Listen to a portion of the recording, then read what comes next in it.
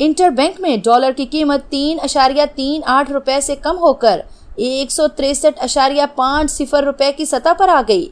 आप देख रहे हैं धरती न्यूज। खबर की तफसील से आपको आगाह करते हैं। स्टेट बैंक की जानिब से गुज़श्ता रोज शरह सूद में 2% कमी और IMF से पाकिस्तान के लिए 1 अरब 38 करोड़ 60 लाख डॉलर कर्ज की मंजूरी के समरात सामने आने लगे हैं, जिसके बाद आज इंटरबैंक में डॉलर की कीमत 3.38 पैसे कम होकर 163.50 रुपए की सतह पर आ गई है। दूसरी जानिब स्टेट बैंक की जानिब से शरह सूद में 2% कमी और IMF की जानिब से पाकिस्तान के लिए 1 अरब 38 करोड़ 60 लाख डॉलर कर्ज की मंजूरी के बाद स्टॉक मार्केट में जबरदस्त तेजी रही, जिसके बायस ट्रेडिंग मुअत्तल करनी पड़ी।